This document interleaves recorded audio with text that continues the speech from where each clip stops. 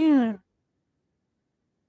This meeting is being recorded. Yes, I forgot to make that announcement. This meeting will be recorded and we make the recordings available online through the COSA YouTube page. I am Catherine Berenger, Director of Appraisal and Description at the Maryland State Archives, and I'm also the co-chair of the COSA SERI Education and Programming Subcommittee.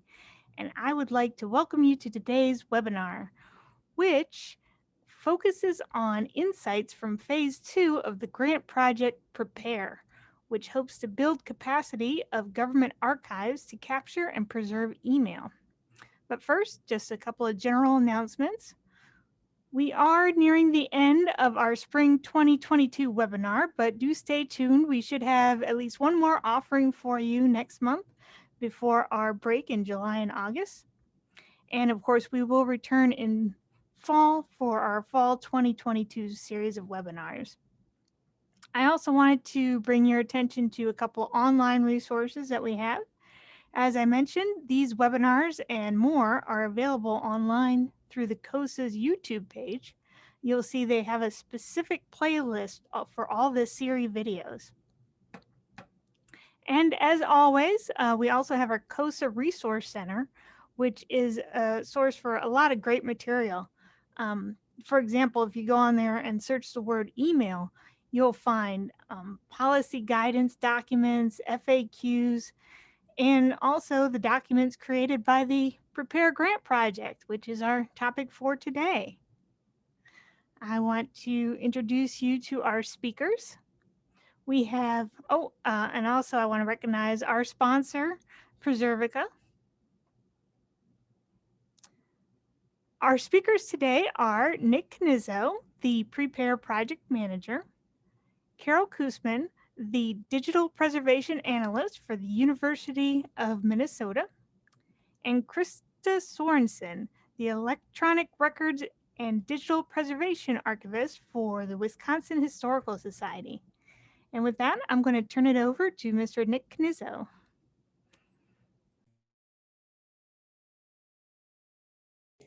All right, hello. Thank you everybody for coming. So I'm Nick Knizzo. I'm the project manager for the Prepare project. I'm going to be giving a general overview of the second phase of this project, which took place over the last 4 months or so, January, February, March, and April, wherein we focused on specifically testing some applications, some workflows, and some protocols for digital email processing. So just a little bit more about Prepare, just to contextualize where we are. The Prepare grant is a sub-grant from the University of Illinois. They have a Mellon grant for the email archives building capacity and community project. There are quite a few kind of sub-projects that are part of this, and I would encourage everyone here to check out the progress on a lot of those. I will be mentioning some of them here today as they are not necessarily directly connected to this project, but the implications of those projects will affect the outcomes from this one as well. But we've already talked a little bit about Prepare.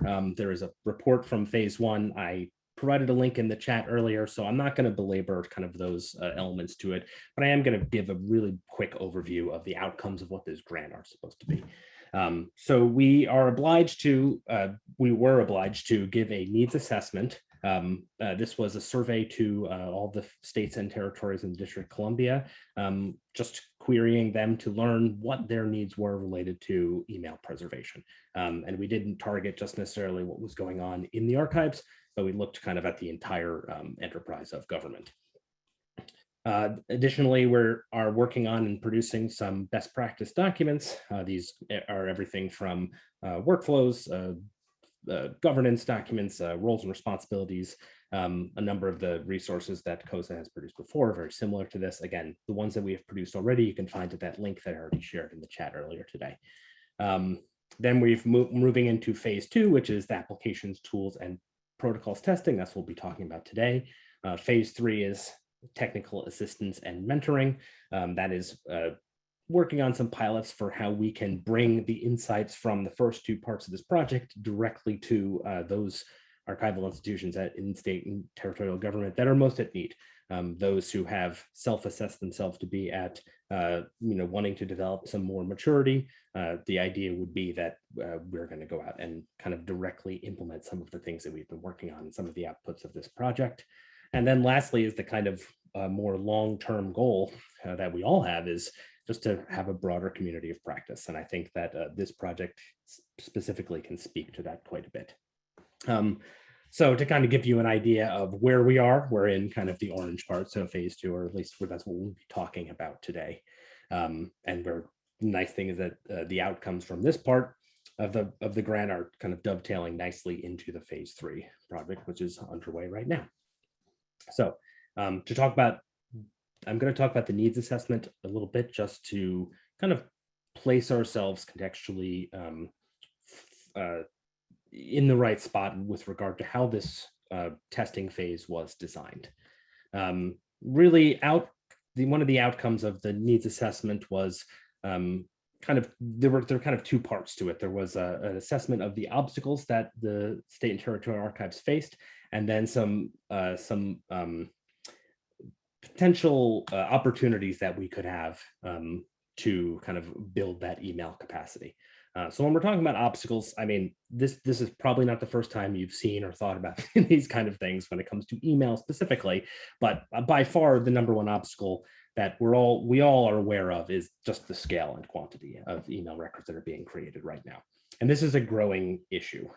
Part of the reason is that we don't exactly have the necessary infrastructure, the necessary expertise, sometimes the technology we need to be able to kind of break that logjam, but no one is stopping their continual creation of email. So the problem just keeps getting bigger and bigger, and we start to have hundreds of thousands or millions of backlog of email records, which may have unknown arrangement, unknown description. So we might not know how they're organized. We might not be able to determine any other information about them. And right now, a lot of those records are sitting in repositories which are not designated for permanent preservation, or at least don't have that capability. And as you can see, about 20% of the respondents to the needs assessment survey, which was pretty high. I think we're above 90% in terms of states and territories. They identified the scale as being the biggest obstacle that is faced right now. So we'll have some insights on how the tools that we tested as part of this phase can address that scale, but there's not going to be a wholesale solution here. And part of the reason is the second obstacle that we're facing, which is that, generally, and we're not talking necessarily on the archive side of things, we're talking more kind of in the enterprise of state government, so your public agencies, there's insufficient policy adoption. And that could be anything from like a governance perspective, which might be, are there actually ways to select and appraise emails for permanent preservation? Or it could actually just be more kind of operational. How do we actually get the email that we have selected, that we have classified correctly? How do we get that to the archives? And part of that problem, as we know, is not necessarily that, and there's a reason it's phrased this way. It's not necessarily that the policies and the governance doesn't exist. It's a matter of adoption. It's a matter of actually executing it. So due to the nature of, as we all know, where state archives are generally positioned within government, we don't necessarily have all the authority that we need to be able to enforce the adoption and the execution of the policy. So that's why it has been a huge goal of this project to focus on also these communities of practice and developing these collaborative relationships within government, because we know that we need our records management divisions if they're not part of our state archives. We need our IT agencies or our IT divisions as part of other agencies. We need their collaboration to be able to get these things out. And then again, kind of that last part of this is just a lack of access to the necessary technology. And I'm not even going to say that this is just that we know what technology we need and we don't have it. In a lot of cases, it's not even clear exactly what technology we need, because the way that email records have been managed in state and territorial government for so long has been kind of a cult to us. We don't really, in a lot of cases, we don't know what's going on there, what extant records are out there at agencies. So, all of these are kind of facing us as, kind of making a very difficult problem for us to address. So because of that, there are a couple of key opportunities that the needs assessment survey kind of identified. One is obviously just continuing education. Turn those policies that have been issued into actually adopted practice, right? It's one, as we said, it's one thing to have policy, it's another thing to have it actually being executed in a real real life scenario. Second part is just engagement and collaboration, specifically with IT agencies and IT professionals. At the end of the day, they're the ones that are running the email servers most likely. They're the ones who are probably going to be facilitating the transfers. They're the ones who are probably going to be facilitating whatever taxonomies we developed, whatever labeling systems, whatever arrangement schemes we have, or metadata schemas, whatever it is, we're probably going to be working very closely with our IT professionals. So they need to be engaged in this as well. If they're not, we're going to do a lot of work and then just have it kind of not really go anywhere. And then lastly, a big way to address this kind of backlog or this log jam of email records is actually implementing and working on refining these workflows, specifically related to transfers and the expectations for them. One thing we noticed, and I'm sneak previewing a little bit, one thing that we've learned is that not only is there not a one-size-fits approach at each archives, when it comes to preserving email, there's not even really a consistent approach to managing, creating, kind of doing anything with email, even within individual states. And there's a lot of reasons for that, but I think we can identify that just due to the way that email technology and the application thereof kind of proliferated throughout state government. We know that there are in the histories of each of our jurisdictions in our states and territories that, they went from Pine Email or Lotus Notes to Microsoft Exchange to Gmail and so on and so forth. And each of those different technology changes, even each of those different information security changes, they might have essentially changed the entire environment or the way that email, the ways that email are organized or packaged and saved. So I'll kind of get to that, but these are our big opportunities: education, workflows, and engagement and collaboration with our communities. So coming from that place, what are our obstacles? What are our objectives? That's kind of how we worked to kind of define the testing methodology that we were going to use to actually be able to gather some data about, well, how are we actually going to tell states and territories, what they need to be doing when it comes to email that you already have in your possession? How do you actually process it? How do you actually redact sensitive information from it? How do you organize emails and weed out ones that are not essential or not permanent or otherwise don't have any valuable information in them? So we wanted to make sure that we were actually meeting those objectives while we were doing this. So we developed some objectives for the testing itself, and I think these are all pretty straightforward, and I hope they make sense. But really, kind of our first one is that we wanted to provide this opportunity to test the software, and I'll get to what those software tools were, but wanted to make sure that it was safe, that it was controlled, that it wasn't kind of the Wild West out there, because as we know, every state has its kind of own different set of requirements, whether it's legal requirements, or it might be technological requirements. We know some states, again, kind of use Gmail versus Microsoft.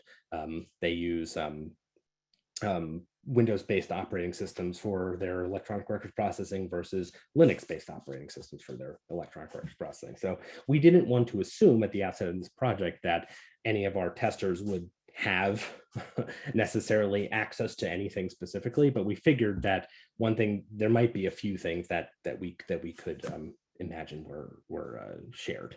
So we didn't want to assume anything, but we also wanted to kind of make sure that we were testing these tools. I'm making air quotes here, which you can't see, but it's kind of in the wild.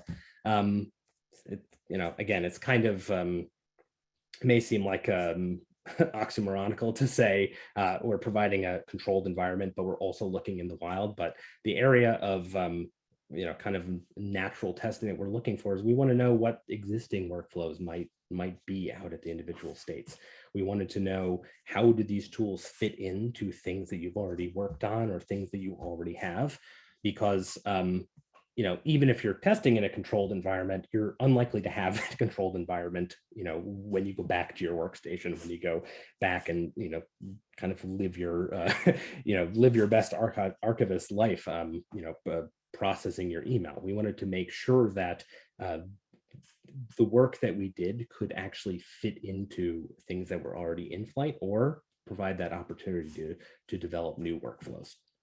And the last thing we wanted to do was actually get these tools into the hands of archivists who are actually working at, in these matters right now. So we wanted to give people the opportunity to test EPAD and darkmail and some of the other tools that we looked at, because we thought that that would kind of kill two birds with one stone, which is to say we could both test the efficacy of the software, but also we could kind of build that collective knowledge that we have. And we'll hear from some of our testers later today about their experiences with the software, both kind of what their current state is and hopefully also what insights they may have had from working on this. So in order to do this, this is kind of what our test bed looked like. We ended up creating a virtual machine for this purpose. For those of you who may not be familiar with it, in short, you're kind of just imagine it's a computer inside of another computer. It's kind of this isolated software or operating system environment that we install all the software on, and then distributed to the individual testers. And it provided kind of the same platform on which they could test whatever they wanted to.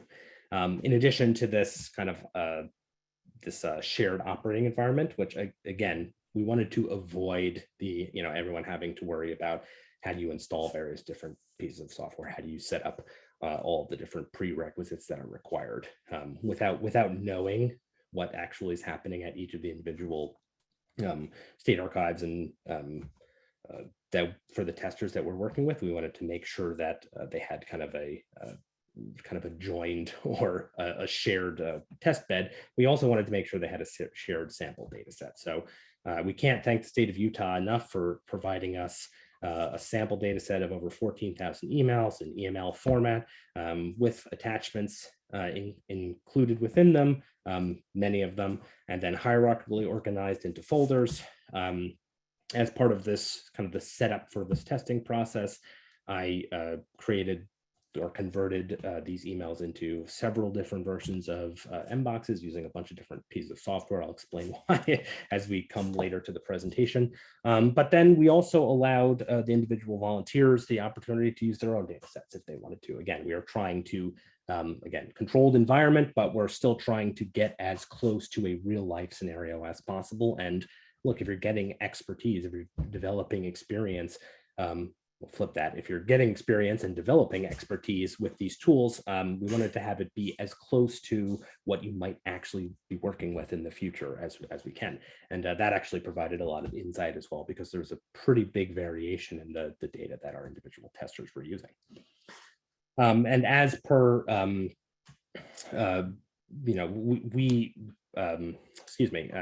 the testing software that we chose, these were suggested to us by essentially the community and the advisory group that created that was overseeing the Prepare project. But we also included in the needs assessment survey just a few questions about what software they were using, what software they were curious about, and we ended up settling on 4 major pieces of software: so EPAD, darkmail, Librettum, and then Emailchemy. But then there were others as well. There was a couple of PST to Mbox or PST to EML converters. I used Mozilla Thunderbird for actual email conversion. Obviously, we used Exchange and Outlook as well.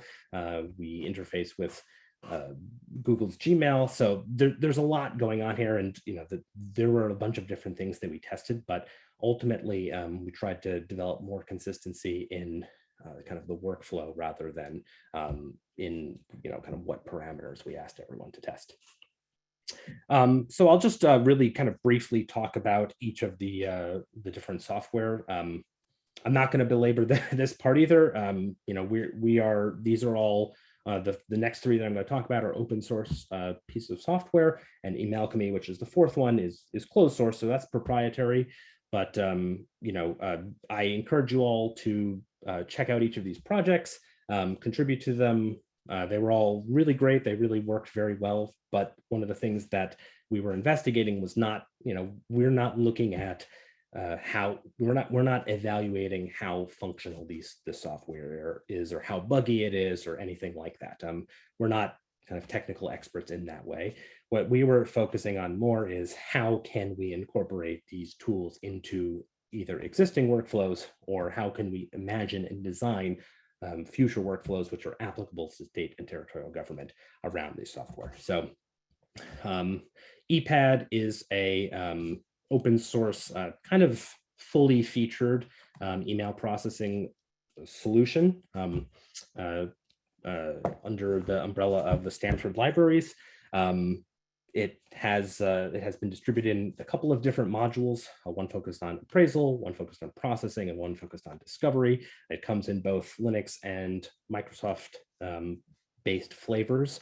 We focus pretty much on the appraisal and processing sides of things, much less on the discovery, though if anyone had time, we allowed them to kind of look into whatever aspect they wanted to. Dark mail comes from the Smithsonian Libraries and Archives. This is specifically focused more on the kind of preservation side of things. And then the LibRadim project, this one is through the University of North Carolina. It's a Python library for parsing PSTs, and there's some other features to it as well, which we found to be very useful. Like I said, I recommend you check out all of these. They're going to be in our final report on the testing phase. And we're probably going to be making some comments to each of these groups for suggestions for new features and things that worked, things that were, maybe could be improved a little bit from our perspective, from the government perspective. Emailchemy was the fourth piece of software. This one is pretty much focused on the conversion of emails, whether it's actual entire accounts, so your kind of directories, so your like your PSTs, or it could convert individual emails as well. And we found this to be pretty effective at what it did, though not without some wrinkles. So I'll kind of get into that. So that's kind of the software that we looked at. But when it comes to a workflow, we decided that rather than providing an incredibly detailed step-by-step set of instructions, we just provided a basic kind of 7 or 8 step workflow that involves selecting email, analyzing its content, whether we're talking about the different metadata fields or the body of the emails themselves, being able to extract information about the various entities, so senders, recipients, etc., information about attachments. We looked to see whether we could do redaction or not, whether we could do weeding or not. Kind of everything that you can imagine was included in the quote simple workflow, but we didn't provide a step-by-step of instructions because we didn't want to necessarily just I'm making air quotes again, but we didn't want to test our instructions, if that makes sense. Consider the enhanced or the refined workflow, as I mentioned, to be more of the outcome of this testing phase than kind of the input to the testing phase. So yeah, I'm hoping that maybe it's that we're going to hear more about that later. So the testing period took place over 12 weeks. Each of the volunteers was asked to contribute 2 hours per week. I was available every Thursday afternoon for a 4-hour block to troubleshoot any issues, any questions, kind of work on various different aspects of the processing. And I was testing all of these tools side by side with individual volunteers as well. And then we concluded with a data collection survey that that had a couple of different focuses too, I'll get to in a second. In addition to kind of that initial setup, I did kind of an omnibus update 1/3 of the way through, and then 2/3 of the way through. It was 12 weeks, so it was every 4 weeks. I provided a new version of the VMs. In the end, we produced, I think I produced 5 virtual machines for this. Several, the Linux version went through several different versions, and then I also output a Windows-based version, as some of the software kind of works on both. But in addition, there was kind of improved instructions. Each of the tools had an instructional guide that was provided by the software developers, that documentation was great, but I also provided a smaller kind of single page instructional guide on just how to open, how to launch the software, how to do any configurations that one needed to. I did a bunch of data set conversions. So I took the Utah data. Thank you again, State of Utah. I took that and I modified it and kind of remixed it into a bunch of different formats, mostly different versions of mboxes. I did one where I put every message into one mbox. I did another one where I put every message from each folder into a different mbox, and just to try to kind of poke at the edges of the capability of the software to see which use cases work better, which worked worse. So I did a bunch of those, and then, as I already mentioned, we had VMs both for Linux and Windows. And then part of these omnibus updates, a lot of it came from feedback from the testing group. The nice thing about having the weekly office hours was that and it was used pretty much every week, was that I was able to get feedback on what was working, what wasn't working, where I made mistakes and where things were working well. I'll share one kind of funny mistake that I had made, which was in writing out the instructions for one of the tools. One of the command line commands that I wrote was case sensitive, and I had a lowercase d instead of a capital D, and it just didn't function at all. And so a couple of our testers weren't able to actually use the software until that was pointed out to me, and I just had to tweak that. But how would you ever know unless you kind of go through and test this stuff? So it was not without some flaws at the beginning, but I think by the end we had kind of ironed out a bunch of the wrinkles, though I do have some more on the end about using virtual machines. So once everyone was done testing, we moved into a kind of the last week or so, and then a couple weeks after the testing phase was particularly over, I gave the volunteers time to fill out some data collection surveys. Everyone was asked to fill out one survey for each tool that they used, and everyone was asked to do at least one tool. But some were able to do more than one. And for those volunteers, I know there's a bunch of you on this call. I really appreciate those of you who kind of muddled through and were able to test several or even all the software, or even more than that. And we tried to gather, again, two different types of information. We wanted to get quantitative information. These were ratings-based evaluations by the testers about how useful they imagine these pieces of software being for different aspects of their workflows. Again, we're not here to judge like whether any of these tools is a good or a bad piece of software. They're all good. But the important thing is they're all specific tools that can be used for specific purposes. If you none of these is going to be a comprehensive email preservation solution, and none of them claims to be. So the important thing was, how good are they? How much do they address each particular task as part of the workflow? And then we looked at qualitative. We gathered some qualitative data, which was just, how well did you find working with the software? How clear was the documentation? What would you like to see from the tool in the future? How would you enhance it? Things like that. And then we had at the end some narrative descriptions about just what went well in the process, what didn't go well, how we could make refinements for the future, what tools and products they'd like to see out of the Prepare project, how we could turn some of the work that we did here into actual outputs for the grant.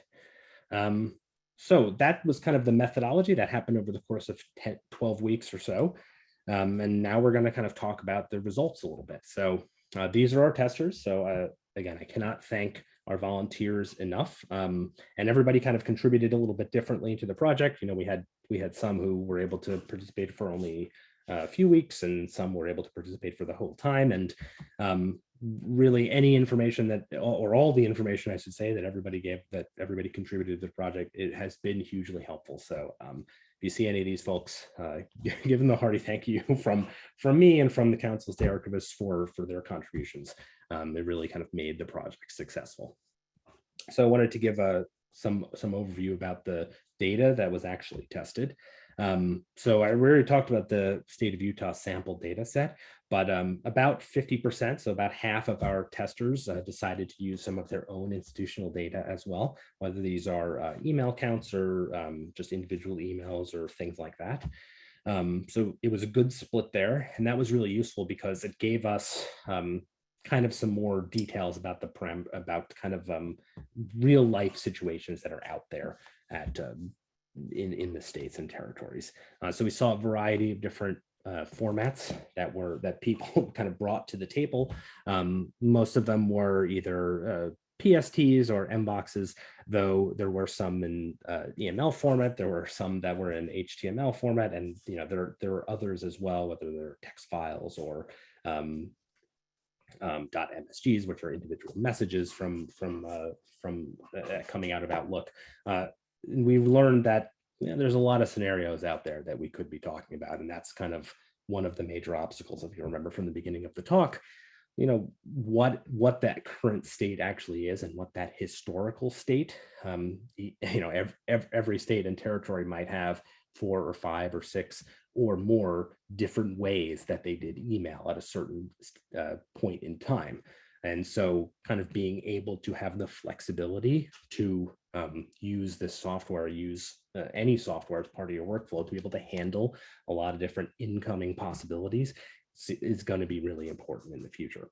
And then in terms of the size of the data sets that were used, we had some of our volunteers tested really small data sets, handful of emails with no attachments.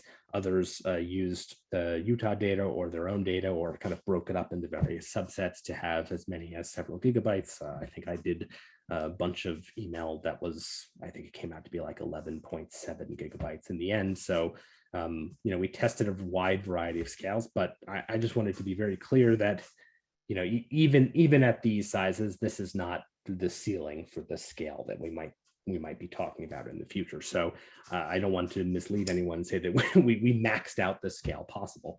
And certainly EPAD and Darkmail, they can handle many hundreds of thousands or millions of messages. So scale was one of our major concerns, and we had some good results up to these sizes. Though once we started getting bigger, lots of attachments, we started to run into more limitations with the actual virtual machine, but I'll get to that in a second.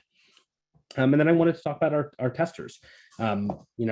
Everyone self-reported that they were experienced processing digital records of various kinds, but most of us had very little experience processing email specifically. And that kind of tracks and matches a lot about what COSA and SERI know about state and territorial archives, is that we just don't have a lot of email coming in. So there hasn't been a lot of opportunity to work directly with these records. So we're hoping that the experience of this project and maybe the outcome of it will be that there's now some more experience out there. And as you can see, a big part of the time spent on this project is actually learning the software, reading the documentation, etc. And I think that was always going to be an aspect of it. When we, I think of maybe a few of us, maybe 2 or 3 of us had some experience with a couple of these tools before we started, but not everybody had experience with everything. I personally had a kind of tangential, or kind of not tangential, kind of superficial experience with a couple of them, and now have kind of dived in pretty deep. So it can be expected that a lot of our time is spent learning this, but I think this does speak a little bit to the nature of the documentation, the way the software works. Some of it was not necessarily intuitive. And I can say this about kind of all of the different software that we process. A lot of it is extremely specialized. And you can see that in the design decisions that were made with these tools, that it may not be clear right away exactly how we should be using them. So that was something that everybody kind of had to work through. And I think that was a big part of the conversations that we had in the office hours, was just, what should I be doing with these tools? Just as much as how do I get them to actually work? When it came to actually processing records, one of the major outstanding issues that we found was that there was sometimes some irregularity with the data that was removed. Whether it was data that was exported, or when things got rearranged, or attachments were stripped out. Sometimes it was just hard to know what was happening behind the scenes.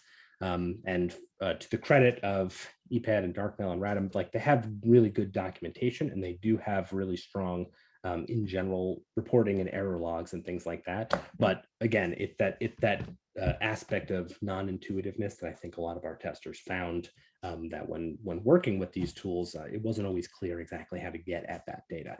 And then, like as I mentioned, each of these tools has kind of a different function to it, whether you're talking about something that's really fully featured like EPAD, which has from the beginning of your processing workflow to the end, or you're talking something more lightweight like libradom, which is a command line tool, which just has a couple of particular key functions, which are great, but they're, it's not going to do the entire thing for you. And that's one element of this that I want to reiterate, is that none of these tools are going to do everything. And in fact, I think some of us ended up using kind of all of them on the same set of records to see what we could get out of each of them. And then, one of the big limitations that was reported in our testing results was that, a lot of times we felt like we were forced to do what the application wanted. And I don't mean to say that it wanted us to do something that we didn't want to do, but there just was not a lot of flexibility in what we could use the tools for.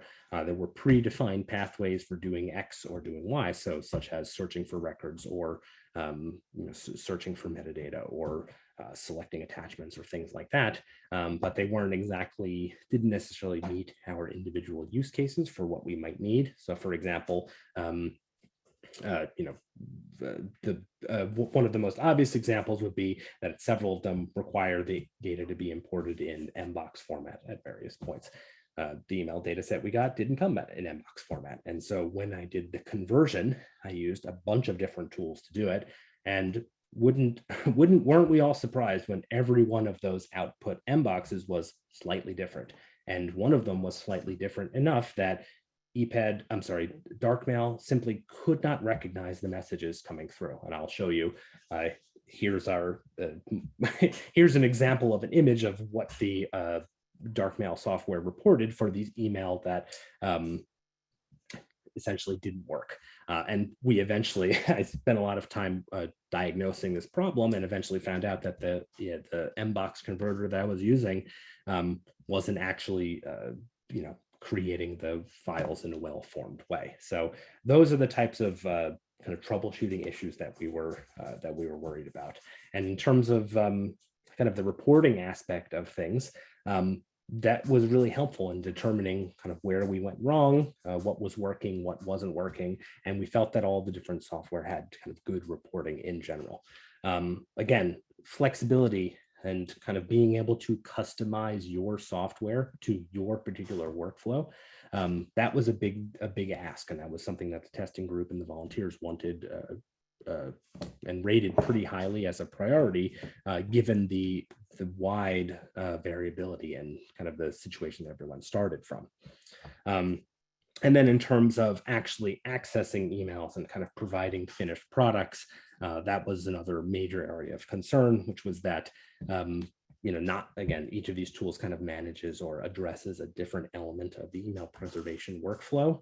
So, kind of stitching together, how do I use the outputs from one process and input them into another process and kind of track my information?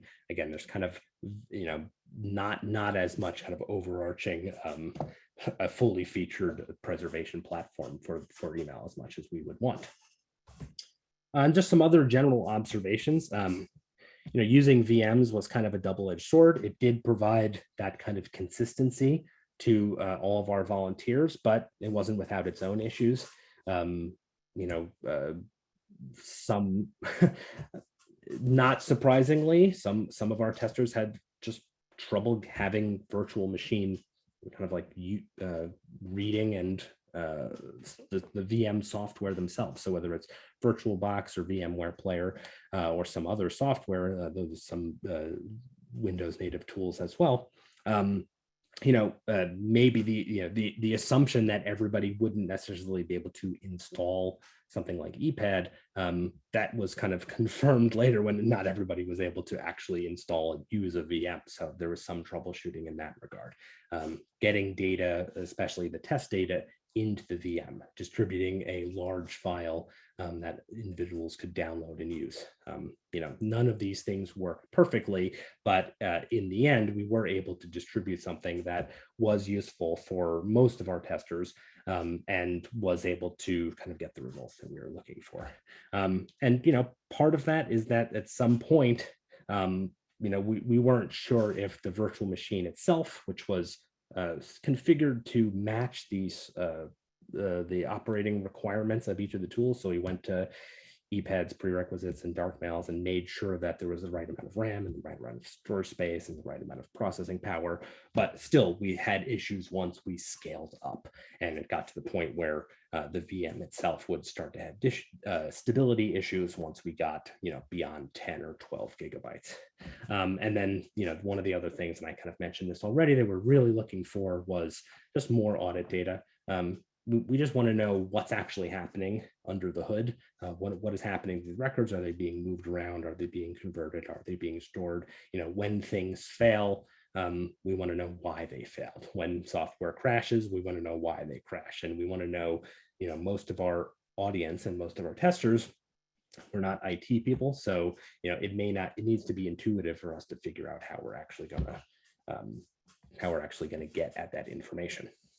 And then in general, we felt that a lot of these tools were pretty strong on kind of the appraisal, reporting, data extraction elements, less on processing, less on preservation, but that's okay. Less on being able to kind of redact and remove information in a way that was clear and consistent, less on being able to kind of directly manipulate and organize records kind of within the software. It was a lot easier to do that kind of in the directory structure or in the EML to MBOX conversions.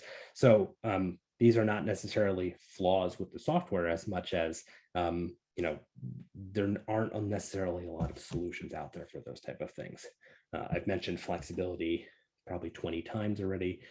Having a flexible solution that can really account for a really wide variety of different scenarios would be very useful.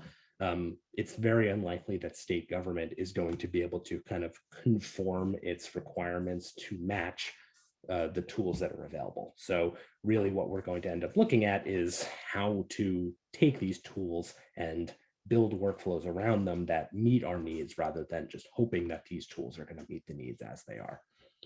And to that end, developing a community of practice, especially among the testing group, that was something that everyone really strongly wanted, especially wanting to talk about their experiences with EPAD or their experiences with darkmail.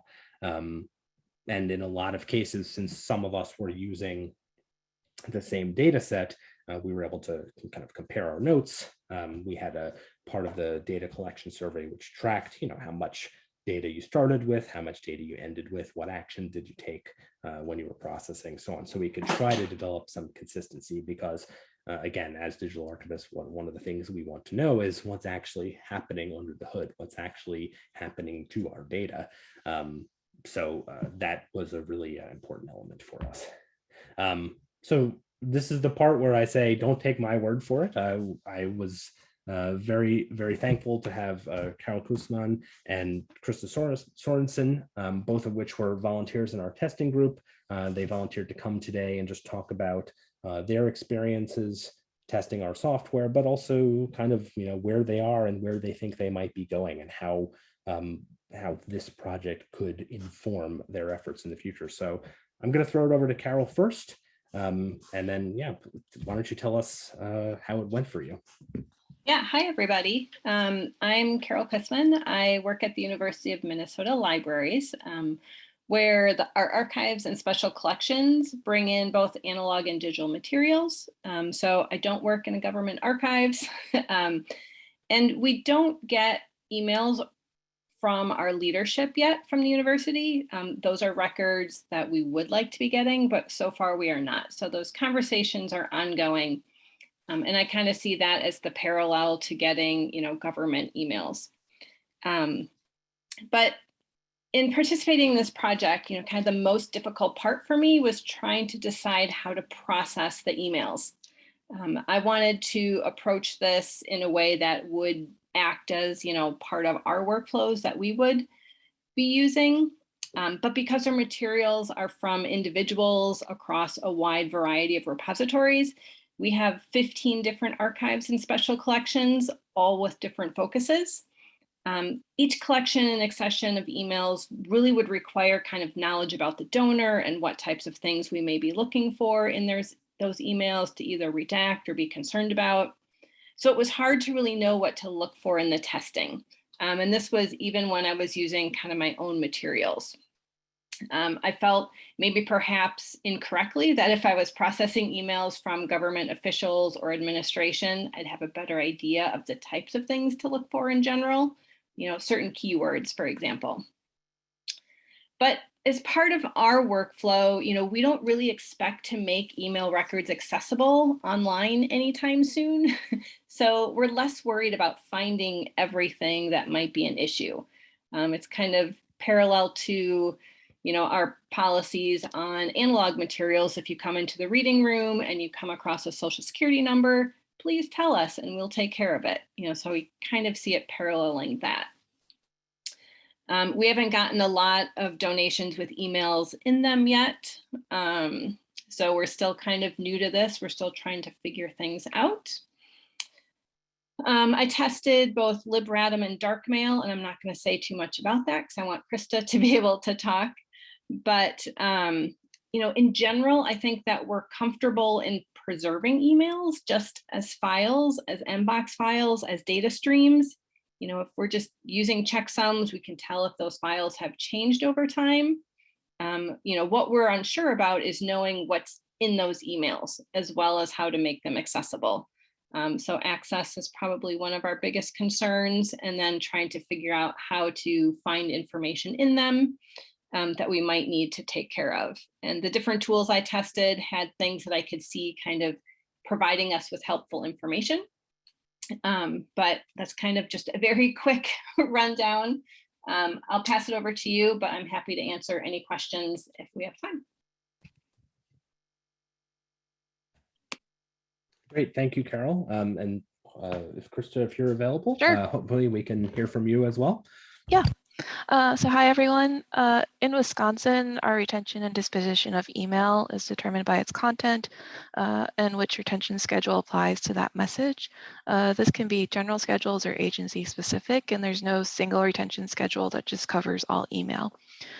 We also do not formally use the capstone approach, but we do have retention schedules that result in the transfer of email from high-ranking officials and deletion from most non-appointed staff email. Right now, we receive email from state agencies, but could see it from local governments in the future. Most, if not all, state agencies utilize Microsoft Outlook as our email platform. So consequently, we ask for and receive PST files for entire accounts or MSG files for individual messages during transfers. Up to this point, we haven't received the email file. We have received the email files, but we have done very little to process them or make them publicly available.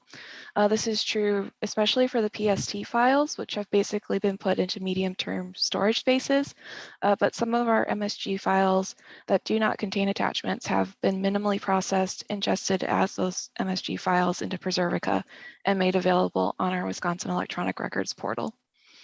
Scale and the amount of email data we receive is a large issue for us. We're in the early stages of figuring out what our processing looks like, but the amount of email we receive is increasing. This has been on our mind because in addition to the email we receive just regularly from state agencies, this year is a gubernatorial election year in Wisconsin. So if not reelected, we could be receiving even more email from the governor's office when we haven't even touched the 2 previous governors' email that we already have. Participating in Prepare gave us a chance to focus on email a little bit more, figure out what tools are available, try them out, and maybe think more concretely on what workflow and process we want. From this testing, we know that we still have a ways to go to figure it all out. We still need to formulate a workflow, but I think we can slowly say that we're starting to get a better sense of what could and should be done. I was charged with testing EPAD primarily and LibRandom. Email received most of my attention, but I was able to do some work with LibRandom as well. In both instances, I found that the early stages were easy enough to navigate and implement, but I realized I would need to spend a lot more time learning the tools to fully utilize all its processing capabilities.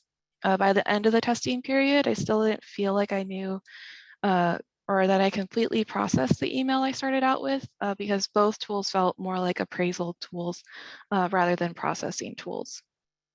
And a key component was dedicating time to learn the technology and skills.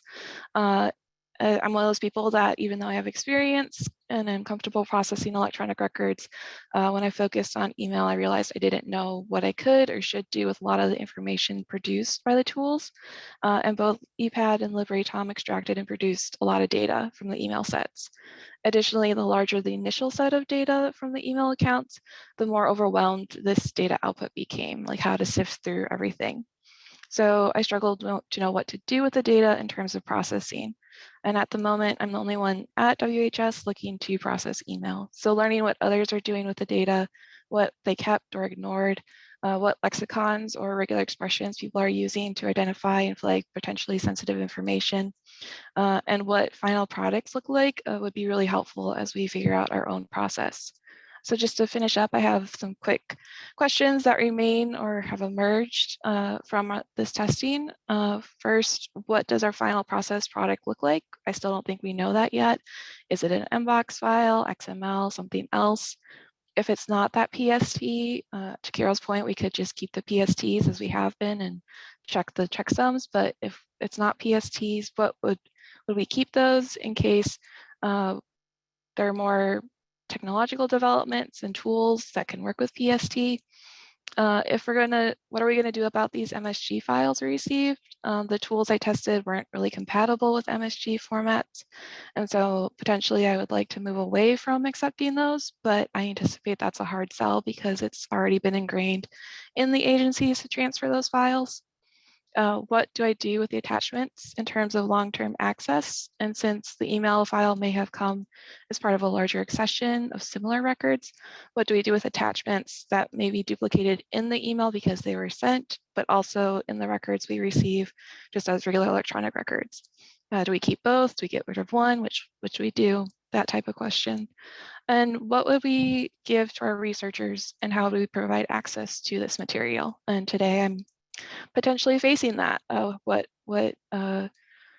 email do I give to a potential researcher that might be coming in? But overall, I feel better informed about the email landscape, but I still recognize I have a lot of learning to do to utilize all these tools for processing an email. So thanks. Well, thank you, and thank you to both of you so much for doing this. And I can say that your conclusions and your thoughts, they echo many of the statements that were reported by your co-testers and the other volunteers as part of the group.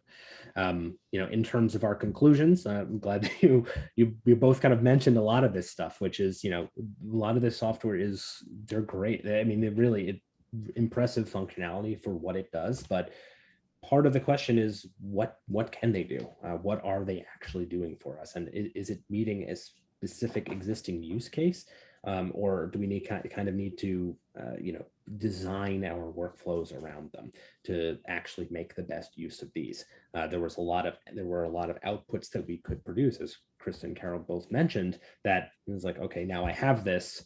What do I do with it? How do I bring that into into my digital preservation repository, or how do I use that to enhance these email records? And by the way, it still hasn't, I still haven't figured out how I'm going to package these up and save these for long term.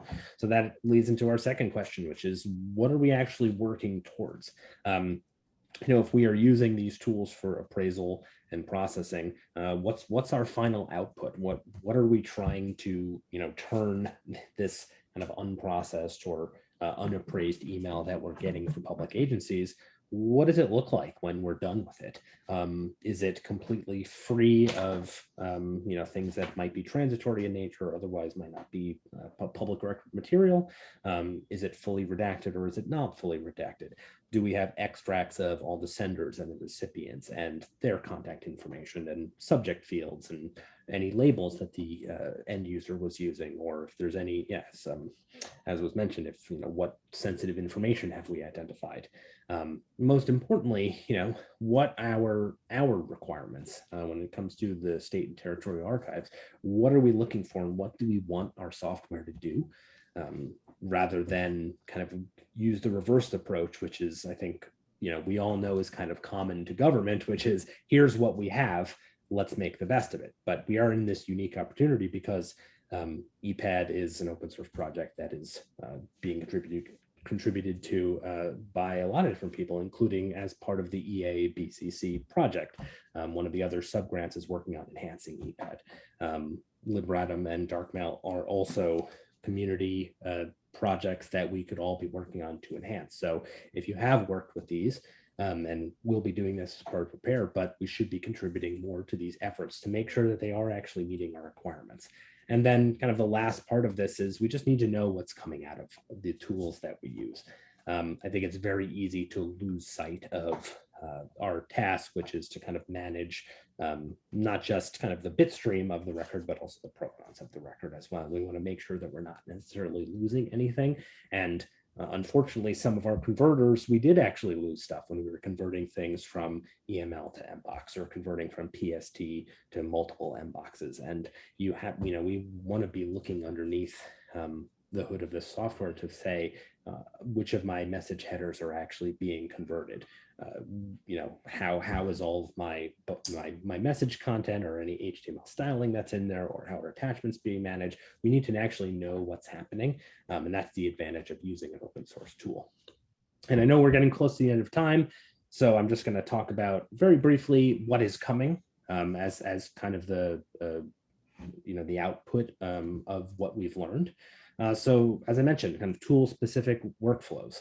How do we incorporate EPAD, Darkmail, Libratum, and other tools directly into our preservation frameworks? And more so, how do we build processing workflows that use these to be able to do the things that we want? And we want to start small. We want to start simple, such that we can start, kind of as Krista mentioned, we can start dealing with that backlog of stuff that we already have and get it into a format where at the very least it can be provided to a patron or to a member of the public, just so they can actually start interacting with the records, even if it's not perfect.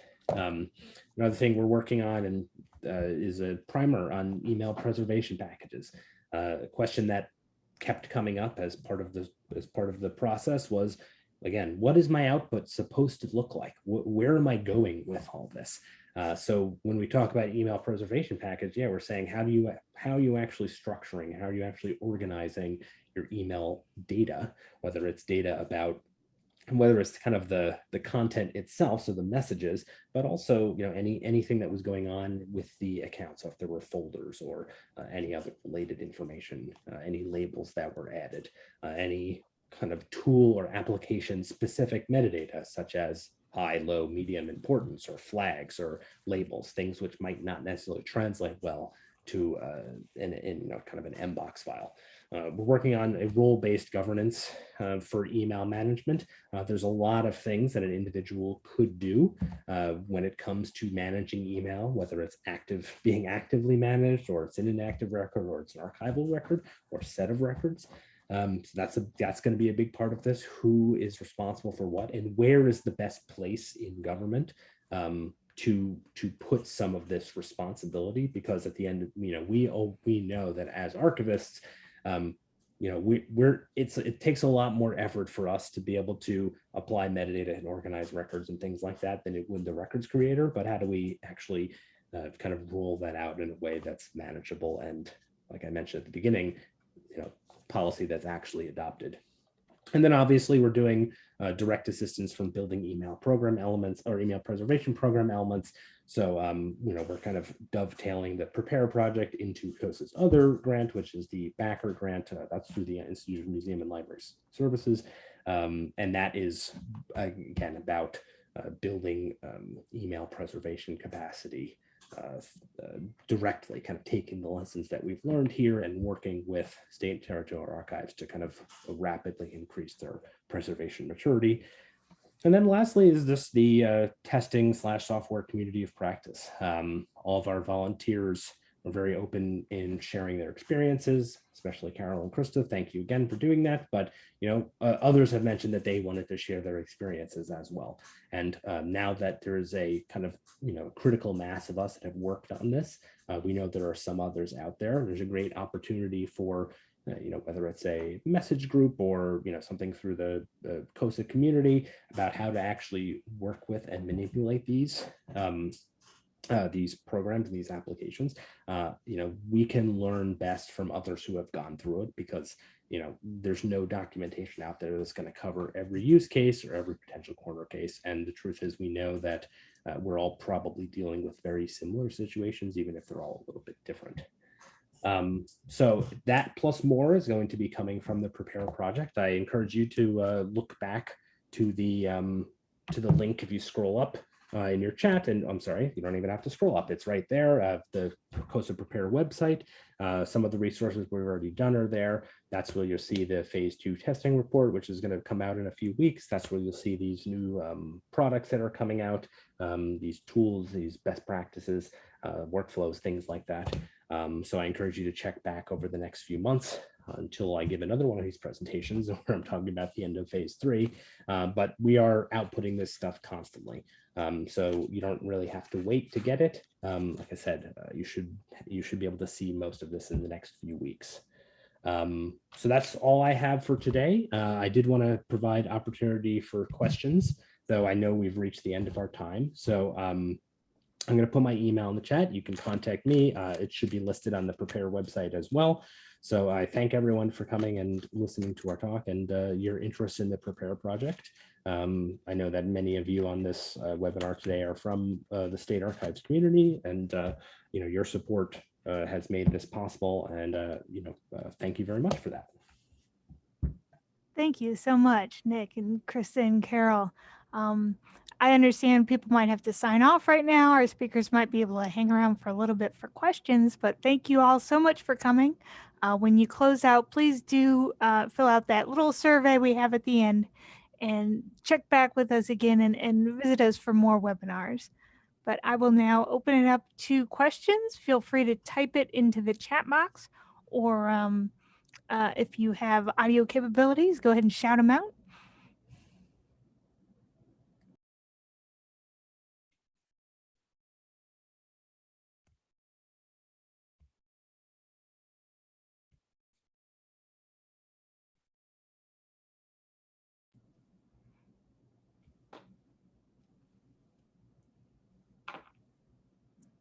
An excellent project. I really appreciate how real world its aim is, because it's a problem that everybody's struggling with, and it's nice to hear that I'm not alone. Yeah, we know that there are a lot of different scenarios out there. As I was mentioning earlier, one of the major factors is that what each state did 5 years ago, 10 years ago, 20 years ago at this point is very different. And kind of the further back in time you go, the more divergent the different scenarios are. So yeah, it's definitely likely that there are already email records out there that really can't be converted to Mbox. So if it can't be, then some of the software is not going to do anything for you, because it can't even read, it can't even ingest the data to look at it. There's other scenarios out there where the attachments are totally separated. There's ones where the messages are not well formed because they come from an old piece of software or a converter that didn't work, as I already described. And sometimes it's hard to know that at the time, and you're kind of how many I always think of them as records management irregularities. How many of those do we have to deal with to be able to manage this stuff?